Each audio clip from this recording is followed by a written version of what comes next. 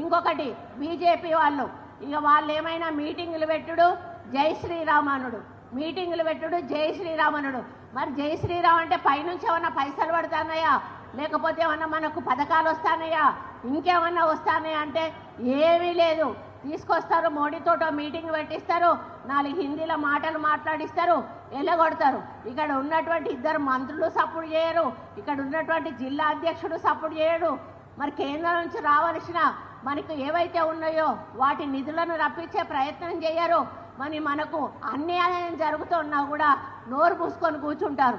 ఈరోజు గోదావరి పుష్కరాలు జరుగుతూ ఉన్నాయి, పక్క రాష్ట్రానికి కోట్ల రూపాయలు మరి నిధులు విడుదల చేశారు. మన తెలంగాణకు ఒక్క రూపాయి కూడా విడుదల చేయలేదు.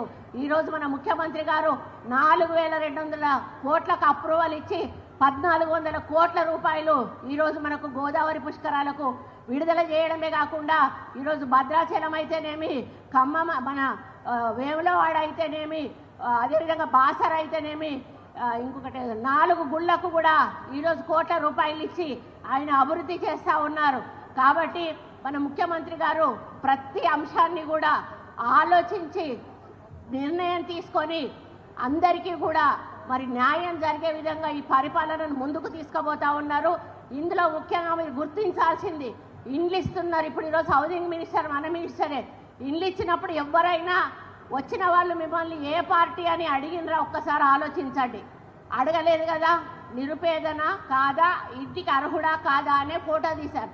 కానీ పోయిన వాళ్ళు ఏం చేశారు, ఓన్లీ టీఆర్ఎస్ వాళ్ళకు మాత్రమే వాళ్ళు ఇవ్వాలనుకున్నవి ఇచ్చారు, కాంగ్రెస్ పార్టీ వాళ్ళకి ఇవ్వలేదు. కానీ గెలిచిన తర్వాత ప్రభుత్వం ప్రజలందరికీ కూడా న్యాయం చేయాలి కాబట్టి మన ముఖ్యమంత్రి గారు నిరుపేదలకు న్యాయం చేయాలనేటువంటి ఒక లక్ష్యంతో పార్టీలకు అతీతంగా ఈరోజు పనులు చేస్తున్న సందర్భంలో చూసి ఓర్చుకోలేని బీజేపీ టీఆర్ఎస్ వాళ్ళు మన మీద మరి లేనిపోని విమర్శలు చేసి అవి ప్రజలు నమ్ముతారని చెప్పి మాట్లాడుతూ ఉన్నారు. మరి వాటిని మీరెవ్వరు కూడా నమ్మకండి. నమ్మితే మళ్ళీ కూడా 10 సంవత్సరాలు మనం వెనక్కిపోతాం తప్పితే మరి మనల్ని అభివృద్ధి వైపు పోనివ్వరు. కాబట్టి అటువంటి వారికి సమాధానం చెప్పాలంటే మనమందరం కూడా మళ్ళీ కాంగ్రెస్ పార్టీని రాబోయే ఏ ఎన్నికల్లోనైనా గెలిపించుకోవాల్సిన బాధ్యత మనందరి మీద ఉంది.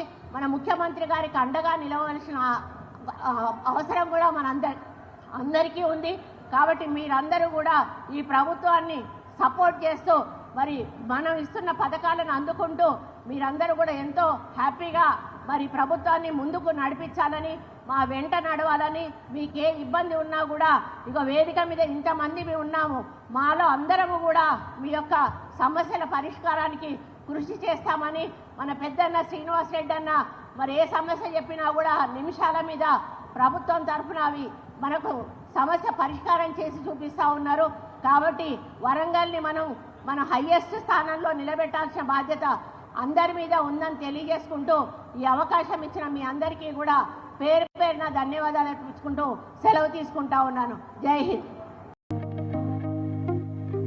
స్వచ్ఛంగా, సహజంగా పోషకాలు నిండిన ఎస్ఆర్కే డైరీ పాలు మరియు పాల పదార్థాలని ఎంచుకుందాం.